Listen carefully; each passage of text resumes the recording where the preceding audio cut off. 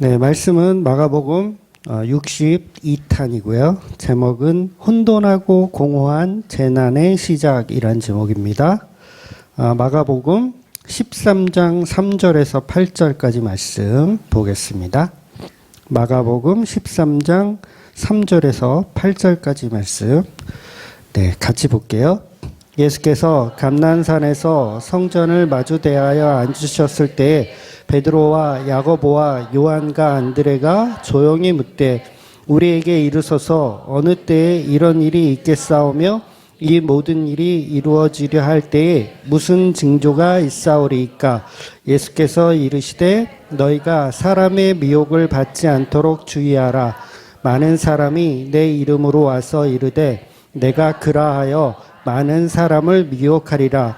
난리와 난리의 소문을 들을 때에 두려워하지 말라. 이런 일이 있어야 하되 아직 끝이 아니니라. 민족이 민족을 나라가 나라를 대적하여 일어나겠고 곳곳에 지진이 있으며 기근이 있으리니 이는 제날에 아멘. 네, 오늘 말씀은 복음서 중에서 굉장히 어렵다라고 이렇게 보통 이야기들 하는 말씀입니다. 네, 잘 한번 찾아보도록 할게요. 창조에는 두 가지 개념이 있어요. 그러니까 우리가 잘 아는 창세기에 나오는 천지창조의 개념이 있고요. 그러나 이 천지창조의 개념은 인간의 타락으로 인해서 오염이 되었어요. 그래서 가시왕건기가 나고 이제 사자와 어린 양이 같이 뛰어노는 게 아니라 사자가 어린 양을 뛰어놀다가 잡아먹고, 한마디로 이 세상은 낙원이 아니라 이제 지옥이 되어버렸습니다. 그래서 새로운 창조가 필요한데 그 새로운 창조가 바로 이제 재창조다, 이렇게 말씀을 드리는 겁니다. 그런데 이 재창조는 어떻게 만들어지는 창조냐면 예수님의 십자가를 통해서 만들어지는 그런 창조를 이야기하는 겁니다. 그래서 재창조된 세상을 들어가는 문은 오직 예수 그리스도, 그분이 이루신 십자가를 통해서만 우리가 들어갈 수 있고 그것을 우리가 구원이라고 이야기하는 겁니다. 그러니까 구원은 오직 예수, 오직 길이요 진리요 생명이신 그 예수에게만 있다는 거죠.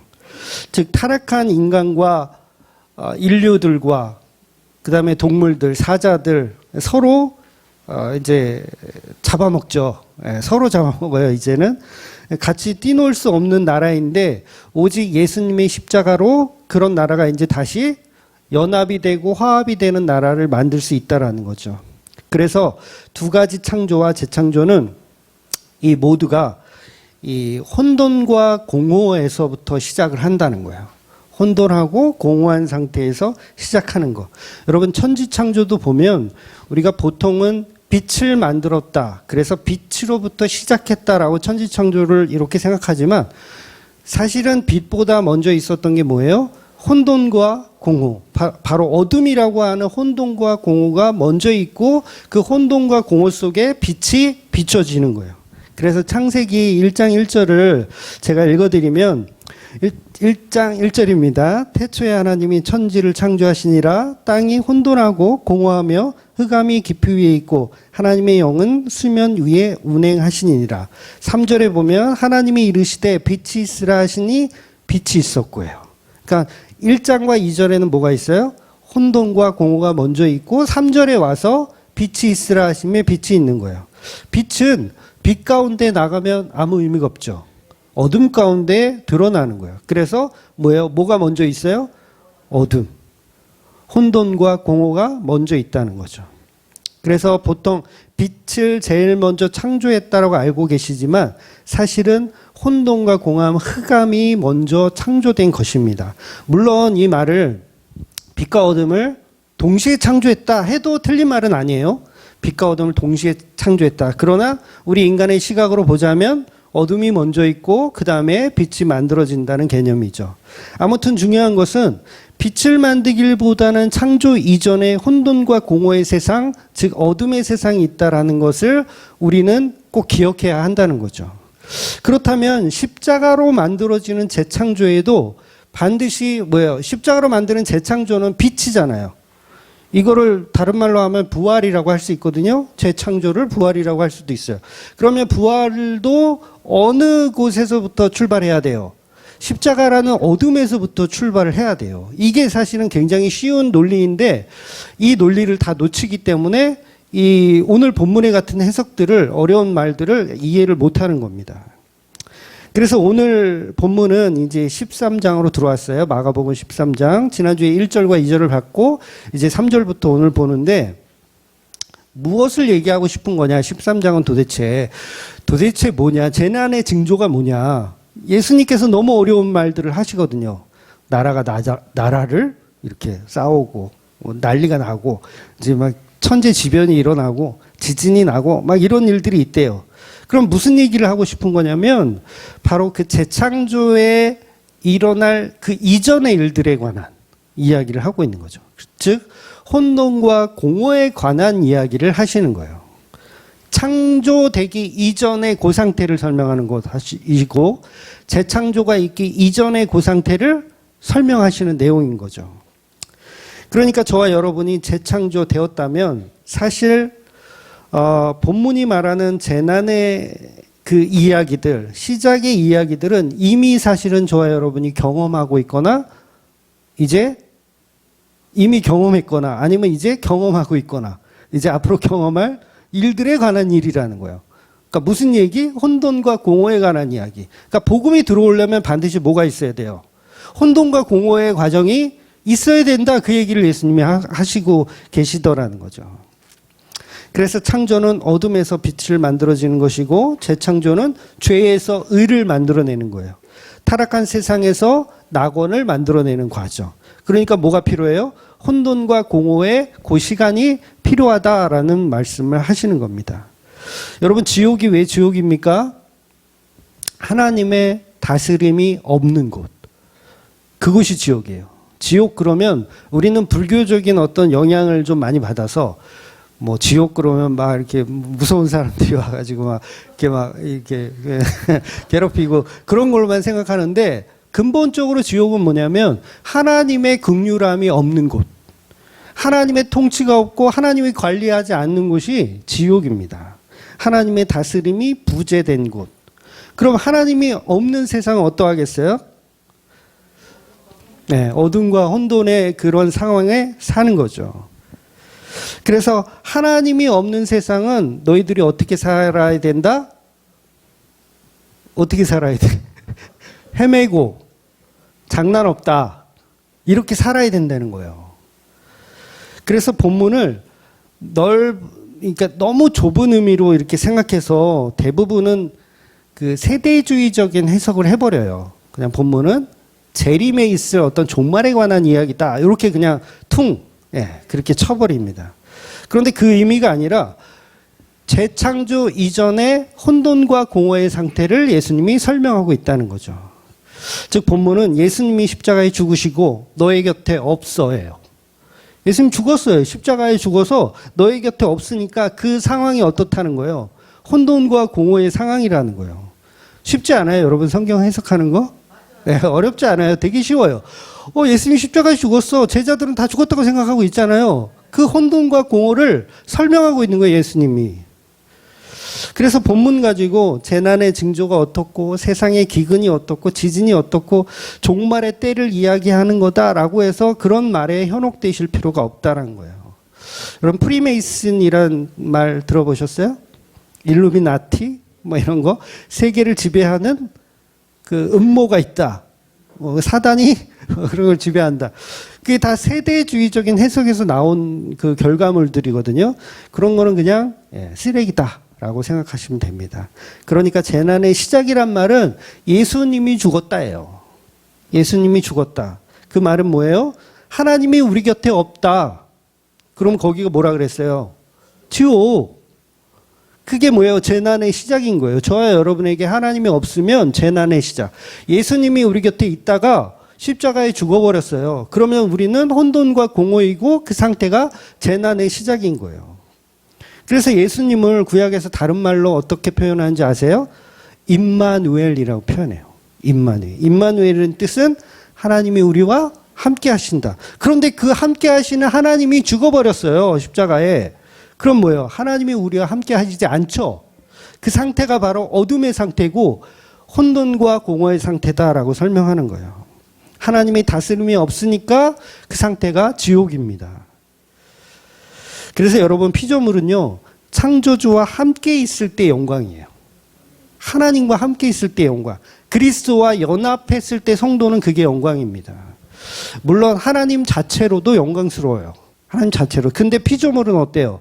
하나님이 없으면 전혀 영광스럽지 않은 거예요.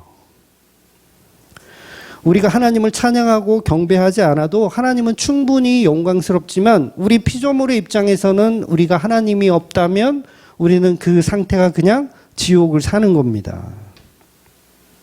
그래서 창세기에 보면 하나님이 피조물을 만들기 전에 너희들은 이런 상태, 혼돈과 공허의 상태, 그리고 피조물이 갖추어지면 그때 비로소 하나님 보시기에 좋았더라는 말씀을 하시는 거죠. 그런 측면에서 오늘 본문도 창조물은 있는데 예수이신 하나님이 없는 상태를 혼돈과 공허라고 표현하고 있는 거예요. 그래서 혼돈과 공허는 하나님과 피조물이 함께 있지 않을 때 그것을 혼돈과 공허, 임마누엘이 없는 상태라고 말하는 겁니다. 그래서 지옥 가는 자들은 하나님이 다스림이 없는 지옥을 살고 있는 거예요. 그것은 피조물은 있는데 하나님은 없어요. 그래서 이 땅이나 지옥이나 다 마찬가지죠. 하나님이 없다면 그들은 이미 지옥을 살고 있고 혼돈과 공허를 살고 있는 거예요. 그래서 바로 십자가로 만들어지는 혼돈과 공허의 상태, 그것을 재난의 시작이다라고 표현하고 있는 겁니다. 물론 제자들은 이 말씀이 무슨 말인지를 아직은 못 알아듣습니다. 그래서 세상 사람들은 열심히 자기 인생을 지금도 살아가고 있어요. 그러나 그 속에 하나님이 없기 때문에 그 상태가 바로 혼돈과 공허의 상태인 거죠. 그러니까 세상 사람들은 무엇으로도 그걸 채울 수가 없어요. 채울 수 없습니다. 그냥 잠깐 채울 수는 있어요. 어떤 돈, 명예, 권력 가지고 잠깐 그걸 만족하는 척은 돼요. 그런데 뒤돌아서면 다시 공허에 빠지는 거죠. 그러니 세상 사람들은 갈증을 채우기 위해서 부단히 노력하며 사는 거예요. 권력을 쟁취하기 위해서, 명예를 갖기 위해서, 돈을 벌기 위해서, 그 공허함을 채우기 위해서 백화점 가서 쇼핑을 하고 명품으로 도배를 해보는 거예요.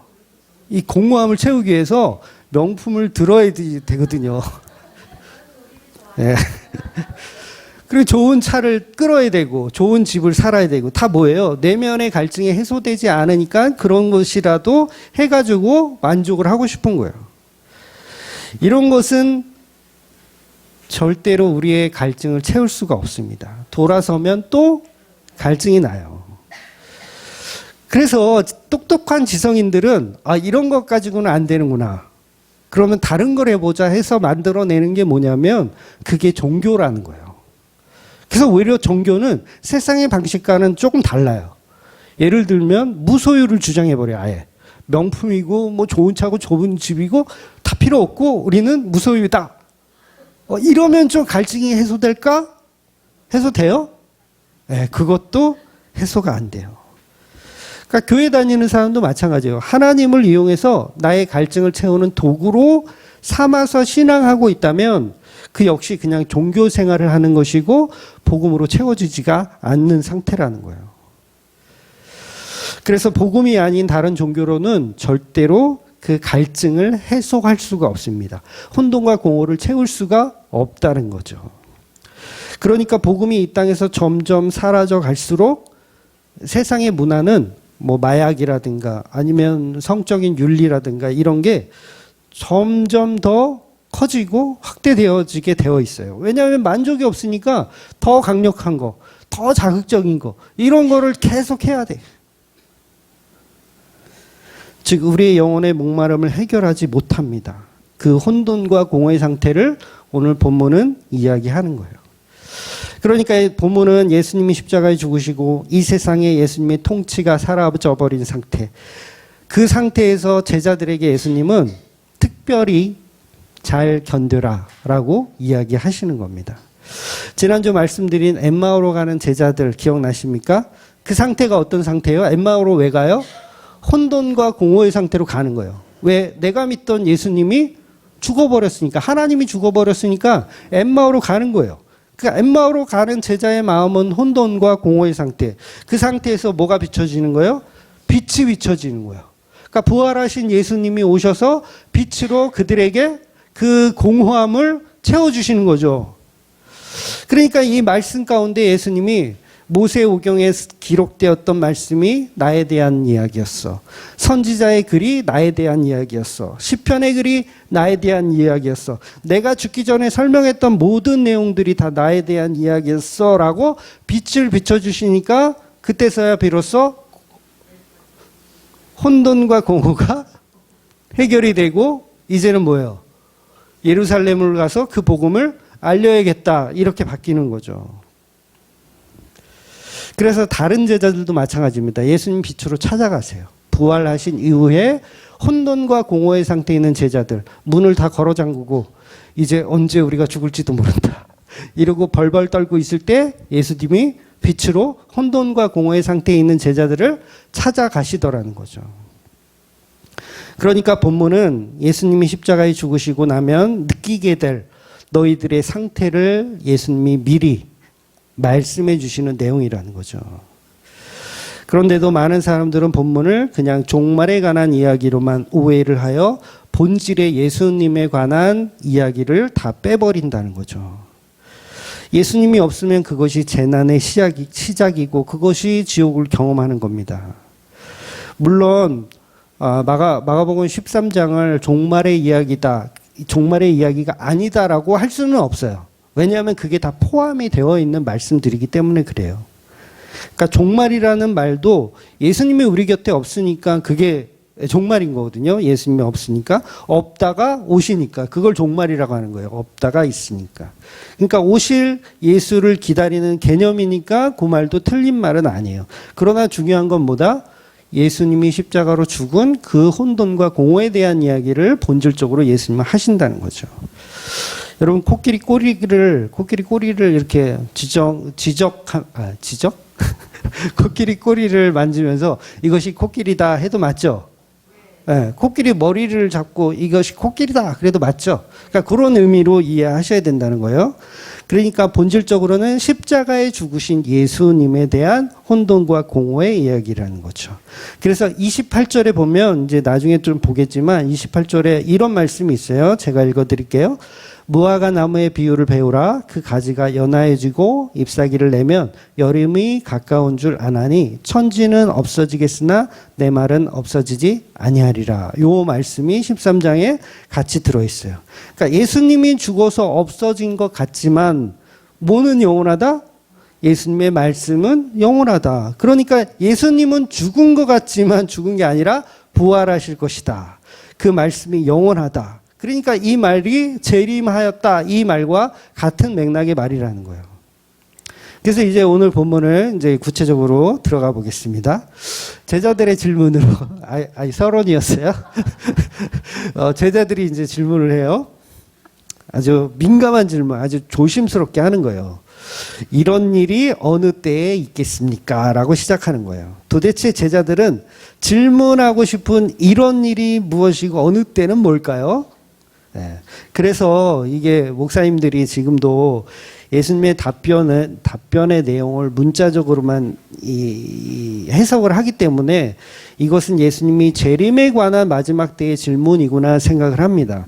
그런데 조금 전에 설명드린 것처럼 본문의 문맥과 연결해서 보면 십자가 이야기를 하는 거예요. 그러니까 앞에 문맥과 연결해 보면 예수님이 감람산에서 올라가서 성전을 바라보시며 감람산이 성전보다 약간 높아요. 그렇게 생각하면 돼요. 감람산에서 성전을 바라보시면서 앉아 계실 때 제자들이 물어보는 거예요.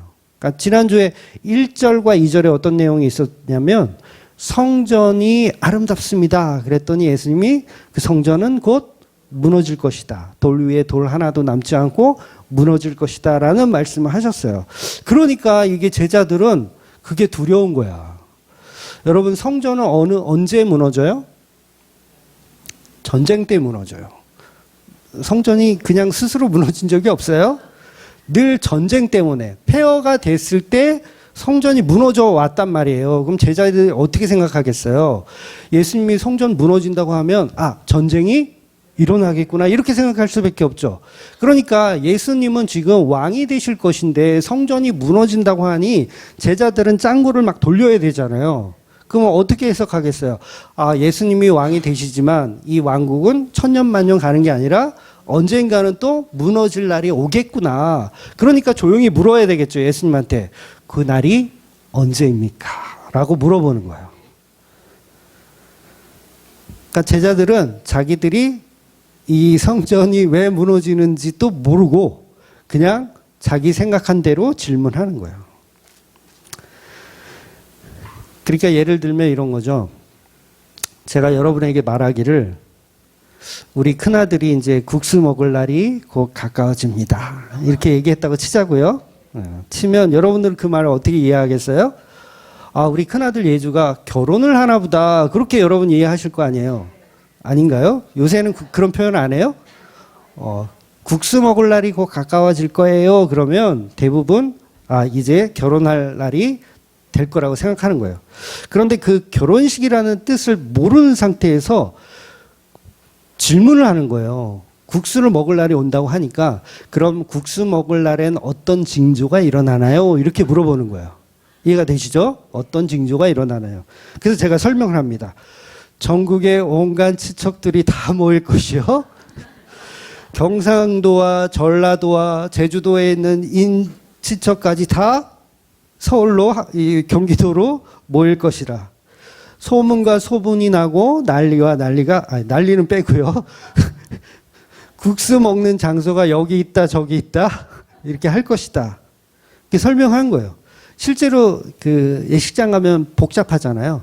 국수 먹는 장소가 어딘지 요새는 다 뷔페로 하지만 막 엉뚱한 곳에 축의금 내는 사람도 있고 자기는 신부 측에 내야 되는데 신랑 측에 잘못 내고 밥 먹을 때도 요새는 다 같이 하지만 옛날에는 막 뷔페도 신랑 측 따로 신부 측 따로 막 이렇게 하는 경우도 있었어요.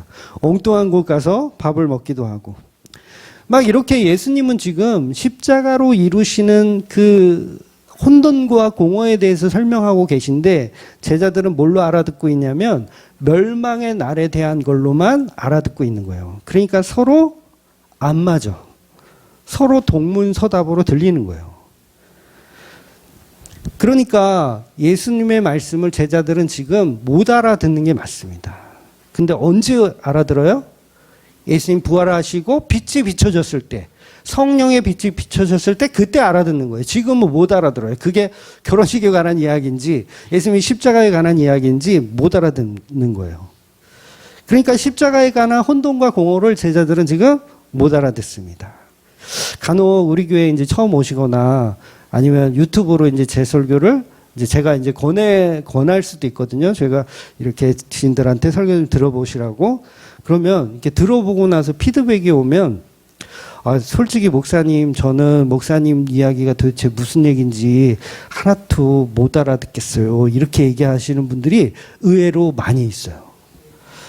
제가 영어로 말하지 않거든요. 한국말로 하거든요. 근데요, 진짜 희한하게 참 못 알아듣겠다고 하시더라고요. 그러니까 솔직한 사람들은 이렇게까지 표현하더라고요. 목사님 설교가 횡설수설하는 것처럼 들려요. 이렇게 표현을 하시는 분도 있었어요. 횡설수설한데요. 저는 유튜브에 제 설교가 지금 뭐 몇백 개가 있지만 그중에 아무거나 들어도 저는 자신이 있거든요. 복음을 명확하게 전했다고 자신이 있거든요.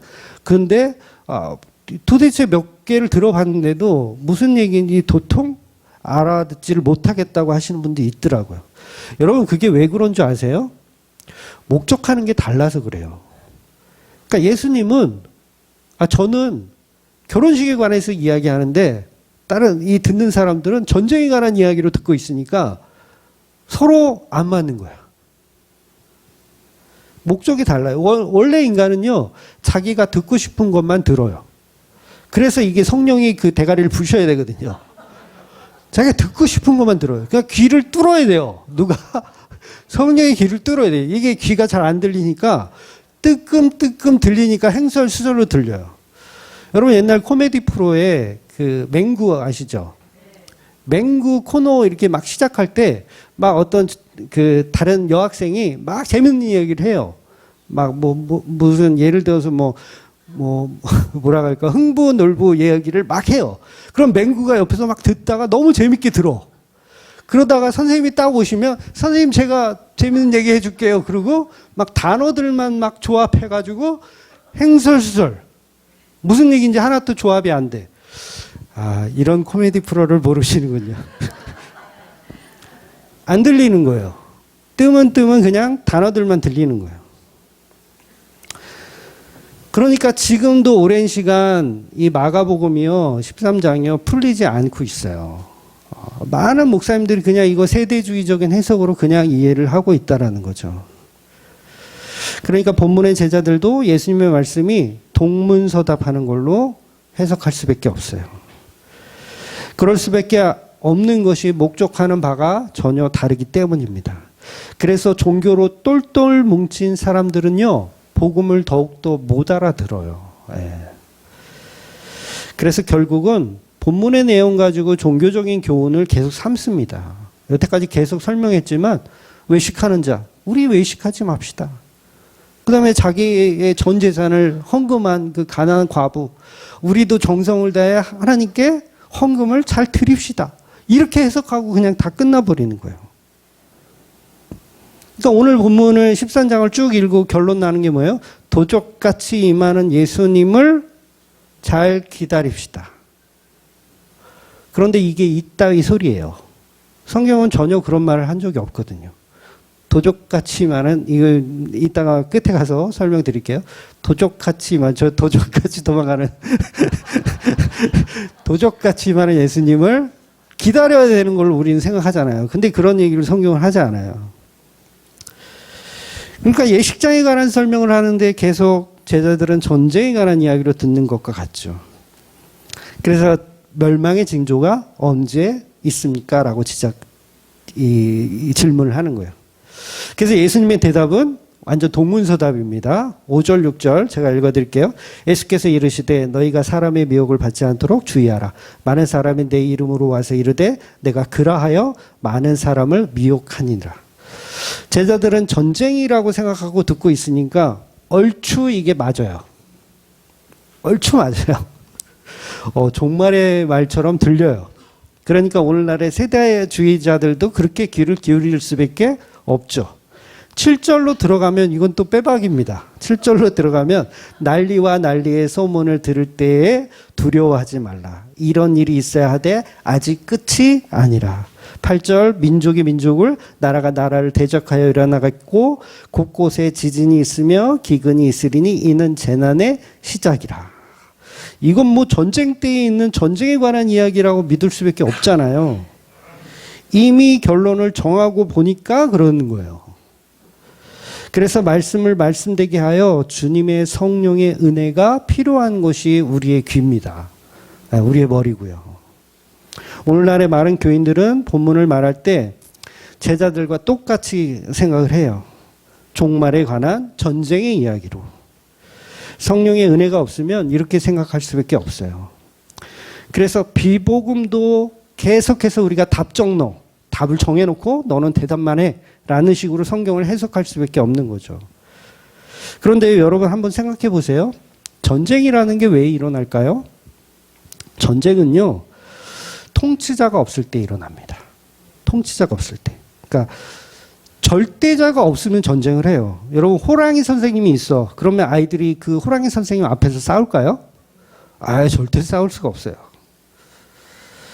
북한에서 막 인공기 맞죠? 북한의 국기가 인공기 막 흔들면서 데모한다는 소리 들어보셨어요? 그 평양 광장에서 막 촛불 시위한다는 얘기 들어보셨어요? 북한은 우리처럼 막 이렇게 여야가 물고 뜯고 이렇게 막 뜯는 그런 개념이 없죠? 왜 없어요? 거기는 절대 권력의 통치자의 세대를 이어가고 있기 때문에 그래요. 김일성, 김정일, 김정은으로 이어지는 절대 통치자가 있기 때문에 여야가 서로 물고 뜯고 뭐 촛불 들고 뭐 인공기 흔들고 이런 일이 있을 수가 없어요. 감히 누가 거기서 싸워요. 그러니까 예수님 말씀 뭐예요? 예수인 내가 왕인데 왕이 그 자리를 비우면 어떤 일이 일어난다? 난리와 난리가 일어나고 전쟁이 일어난다. 그 얘기 하시는 거예요. 그러니까 이거는 종말에 관한 이야기가 아니라 그들의 상태를 지금 설명하고 계신 거죠. 그러니까 통치자가 없으니 인간은 자기의 소견대로 행하더라. 사사기에 있는 말씀이잖아요. 자기의 소견대로 자기가 하고 싶은 대로 하더라. 이게 뭐예요? 전쟁을 일으키고 난리와 난리를 만들고 계속 싸운다는 거예요. 그러니까 이 말씀은 세계 3차 대전이 일어나서 겨울에 전쟁 나면 큰일 납니다. 이런 얘기가 아니라는 거예요. 천재지변이 일어나면 다 종말이라고 생각해요. 무슨 SF 영화를 만들죠. 그래서 뭐 일루미나티가 세계를 지배한다. 막 그래서 막 재난이 일어나고.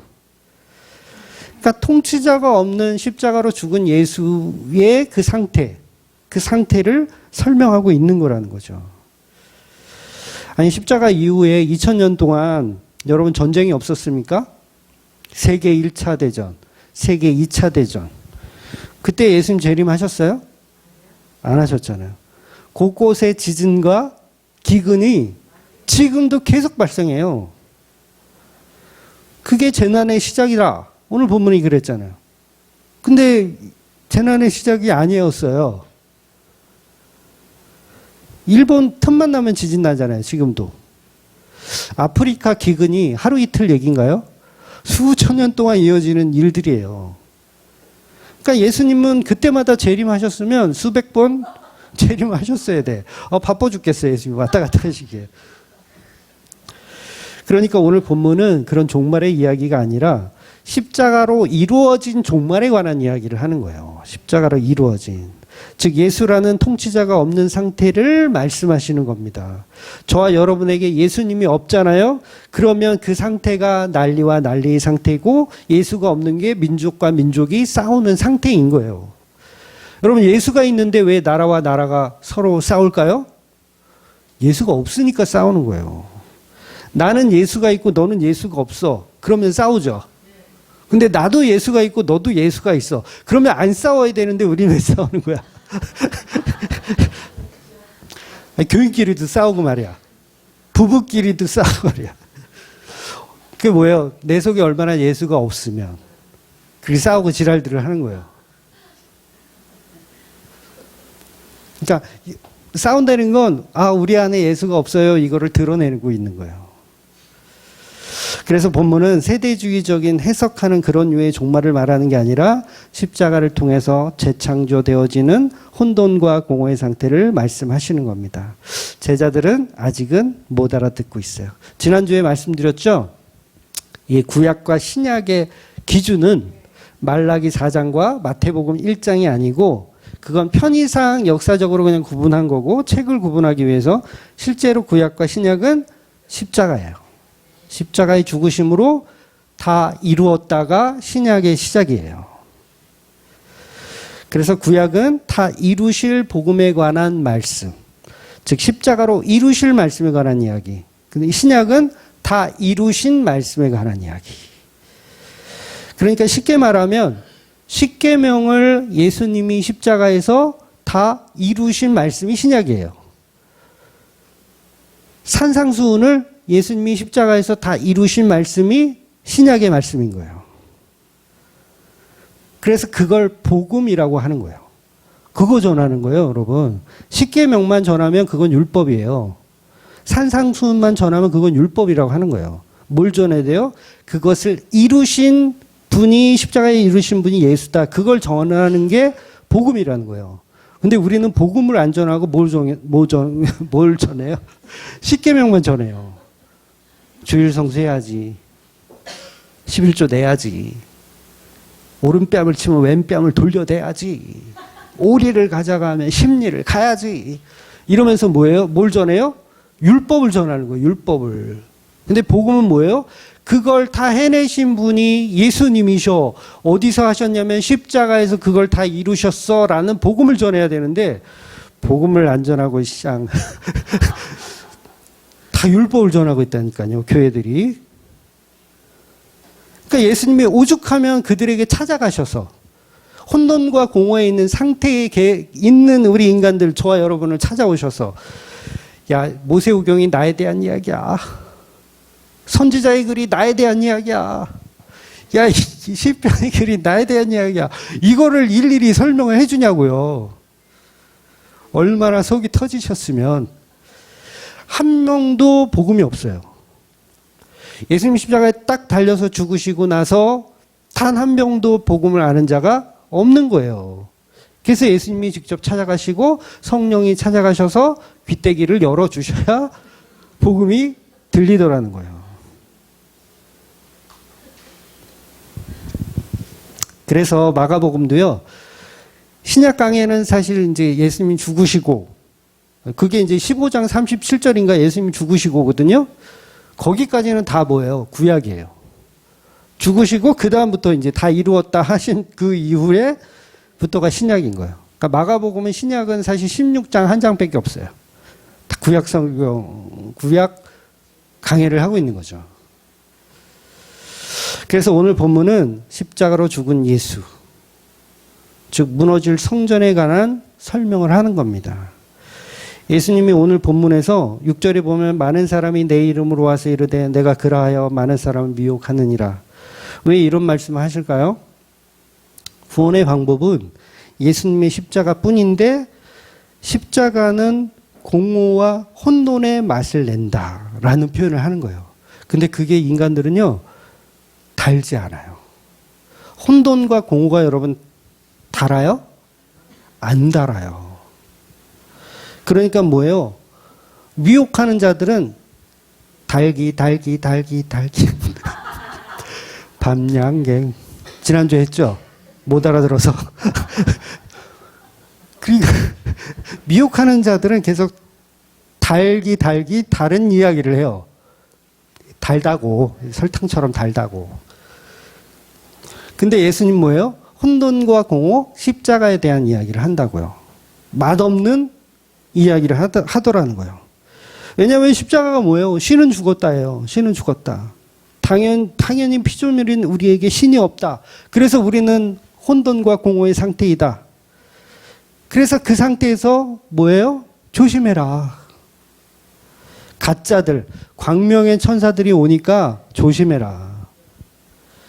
그래서 수많은 이단들이 종교성을 가지고 찾아오는 거예요. 혼돈과 공허의 상태에 있는 그런 수많은 한국 교인들에게 십자가를 모르는 분들이 없거든요. 다 알아요. 근데 복음을 모르면 어떤 상태라고요? 혼돈과 공허의 상태예요. 그러니까 그 혼돈과 공허의 상태가 먹잇감이야. 누구한테? 이단들에게 먹잇감이에요. 그러니까 예수님이 정확하게 말씀하시는 거예요. 조심해라. 너희들이 혼돈과 공허의 상태에 있을 때는 모든 것을 다 받아들여요. 만난 거 있으면 다 받아들여요. 그러니까 신천지가 그렇게 부흥성장할 수가 이거 왜 그런 거예요? 혼돈과 공허에 있는 상태의 이 교인들이 너무 많아, 한국교회에. 그러니까 이단하면은, 야, 성공률이, 끝내줘. 10년 해가지고 이거 몇 명 안 되는데, 이단으로 했으면은 한 10,000명 만들었을 것 같아. 왜냐면, 혼돈과 공허의 상태에 있으니까 척척 잘 물어. 그냥 조금만 던져주면 덥석덥석 물어요. 근데 이놈의 복음은 맞대가리가 없으니까 안 물어. 그러니까 이 귀를 열어준 분만, 선택된 분만 물어야 되니까. 포인트가 없어. 낚시로 치면 포인트가 없어. 다른 사람은 여기서 막 엄청 많이 낚는데 나는 여기서 피레미 한 마리 가지고 해야 돼.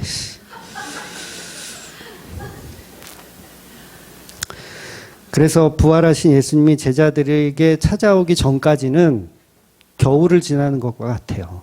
혼돈과 공허에 있는 거예요. 겨울을 지나는 거예요. 그런데 예수님 반드시 오신다는 거죠. 부활하신 예수님 반드시 오신다는 거예요. 그래서 26절에 보면 마가복음 13장 26절에 보면 그때 인자가 구름을 타고 큰 권능과 영광으로 오는 것을 사람들이 보리라 라고 말씀하는 거예요.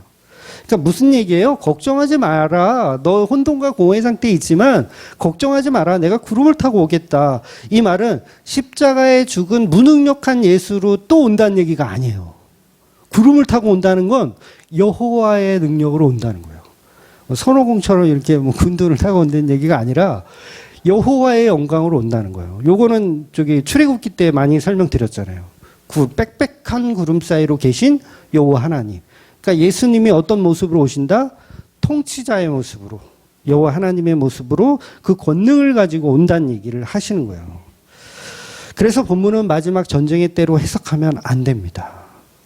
이미 저와 여러분에게는 구름을 타고 오신 예수를 만나신 것과 같아요. 그러니까 물리적으로 종말이 없다, 재림이 없다 이런 얘기가 아니에요.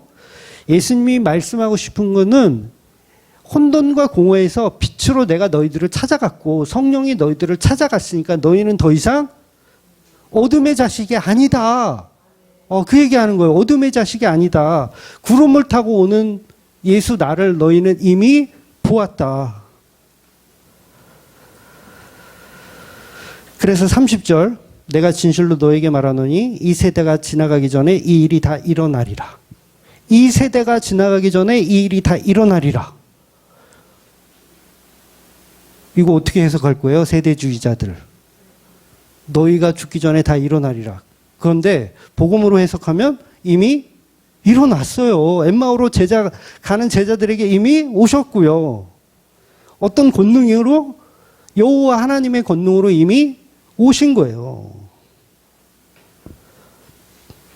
근데 보세요. 예수님의 그 구름을 타고 오시는 그 권능이 누군가에는 이미 오신 거고 누군가에게는 아직 안 온 거예요. 누군가는 아직도 혼돈과 공허의 상태에 있고 그 복음을 빛으로 받아들인 분들은 혼돈과 공허에 있는 게 아니라 이미 구름을 타고 오신 예수와 연합하여 있는 거예요. 이게 이해가 되셔야 돼요. 그래서 이 세대가 지나가기 전에 이 일이 다 일어나리라. 제자들에겐 이 일이 다 이미 일어난 거예요. 이미 일어났어요. 그래서 여러분 요한계시록도요. 잘못 해석하면 안 돼요. 그 요한계시록도 전부 십자가에서 일어난 일에 관한 설명이에요. 그러니까 계시록 1장 7절을 제가 읽어드릴게요. 계시록이 이제 시작할 때 있는 말씀인데 7절에 보면 볼지어다 그가 구름을 타고 오시리라 각 사람의 눈이 그를 보겠고 그를 찌른 자들도 볼 것이요 땅에 있는 모든 족속이 그로 말미암아 애곡하리니 그러하리라 아멘. 이렇게 되어 있어요. 그러니까 그를 찌른 자들도 구름을 타고 오시는 예수를 본대요. 근데 예수님 아직 안 오셨잖아요. 재림 아직 안 하셨잖아요. 그럼 이거 어떻게 해석할 거야, 세대주의자들? 그러니까 요한이 거짓말하는 거예요? 세례 요한이래. 사도 요한이 거짓말하는 거예요? 아니잖아요. 받은 말씀 그대로 이야기하는 거예요. 그러면 그를 찌른 자들은 누구예요? 군병들이잖아요. 예수님의 옆구리에 창을 찌른 그들이 뭘 했다? 구름을 타고 오시는 예수를 봤다는 거예요. 그러니까 그들도 혼돈과 공허에 있었지만 빛으로 오신 예수, 부활하신 그 예수님이 성령으로 인해서 그 찌른 자들에게 갔다 안 갔다? 갔다는 얘기하는 거예요. 갔다. 아, 그렇구나. 그들은 예수님을 보았구나. 재림하신 예수님을 이미 보았구나. 그 얘기를 하는 거예요. 그러니까 이 말씀이 거짓말이 아니라 이미 이루어진 말씀이 되는 거예요. 근데 세대주의자들은 못 알아들으니까 아니 예수님이 언제 왔어? 이미 오셨다니까요. 언제 왔어? 그러니까 십자가의 복음을 빛으로 받아들인 성도에게는요 이미 오신 겁니다. 그래서 이걸 신학적으로도 표현하면 이미와 아직이라고 표현하는 거예요. 제가 가끔 쓰죠. 이미와 아직. 그러니까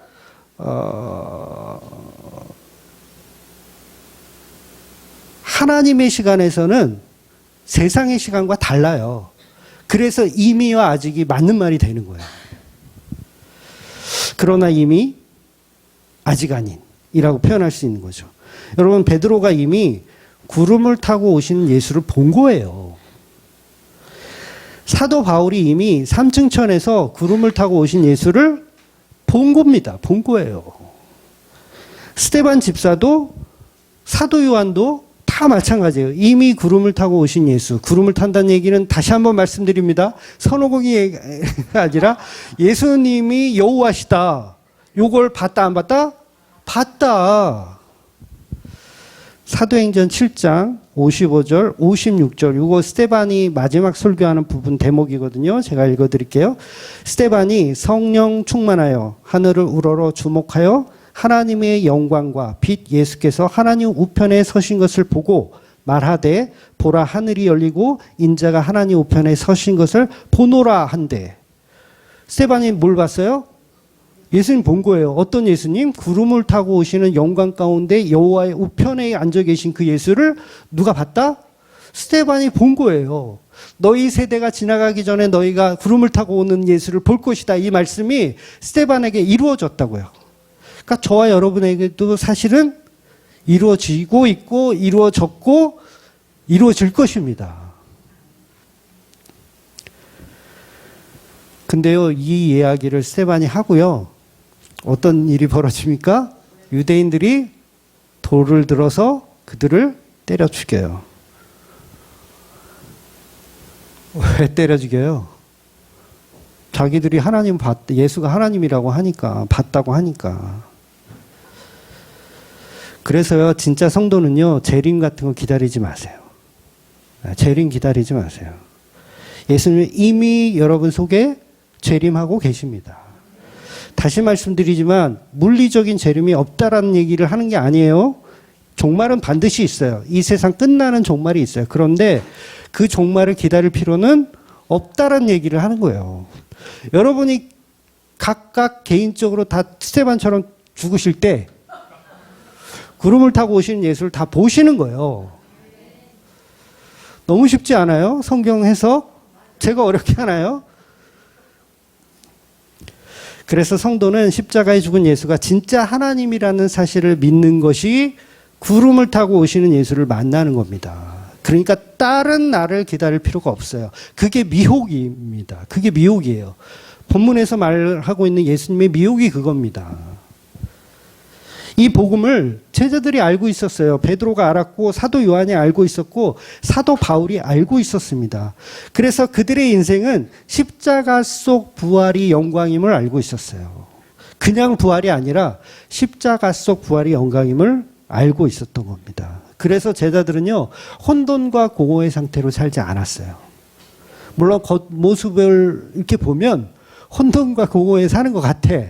애들이 다 좀 그래, 좀 찌질하고 좀 그래. 근데 뭐예요? 그 내면에는 정말 환희와 감격과 그 인생이 기쁨으로 가득 찬 인생을 살아요. 맨날 두드려 맞고 맨날 파도에, 그러니까 광풍을 만나고 막 배가 난파되고 그래도 그 안에 뭐가 있다? 빛이신 예수님이 이미 구름을 타고 오신 예수님이 그 안에 있는 거예요. 그러니까 저와 여러분도 예수님의 약속이 있다면 말씀은 영원하다 했잖아요. 말씀 영원하다. 그 말씀이 우리 안에 있으면 이것이 재림인 거예요. 복음이 있다면 이미 예수께서 다 이루었다라고 하셨기 때문에 다른 재림을 또 기다린다는 것은요, 그거 안 믿는다는 얘기거든요. 내가 네 안에서 다 이루었어. 근데 이걸 안 믿으니까 뭐예요? 외부에 있는 재림을 자꾸 기다리는 거예요. 마태복음 마지막 장에도 예수님 분명히 말씀하셨거든요. 제가 읽어드리면 24장 20절입니다. 내가 너희에게 분부한 모든 것을 가르쳐 지키게 하라. 볼지어다 내가 세상 끝날까지 너희와 항상 함께 있으리라. 내가 너희와 항상 함께 있으리라 그랬는데 이 말씀이 안 믿어지면 재림을 기다리게 된다고요. 예수님 나하고 함께 계신 것 같은데 예수님 없는 것 같아. 그럼 또 혼돈과 공허야. 그럼 뭘 찾아? 재림 예수를 또 기다리는 거예요. 그래서 우리 예루살렘 갑시다. 백투더 예루살렘. 그래서 예루살렘 가서 감람산에 예수님 재림하신다 막 난리 부르스를 치고. 그게 왜 그래요? 내 안에 예수가 없으니까 감난산 찾아가는 거예요. 비행기표 끊어가지고 예루살렘 가고. 도대체 말인지 막걸리인지 못 알아듣는 거예요. 그래서 목사들도 여기서는 마라나타 막 재림을 기다려야 됩니다. 막 이렇게 설교하다가 또 언제 가서는 예수님은 여러분 안에 있습니다. 이랬다 저랬다. 환장해요, 환장해. 그러니까 복음으로 내 안에 딱 예수님이 계시면 외부에 있는 예수님을 기다릴 필요가 없다는 거예요.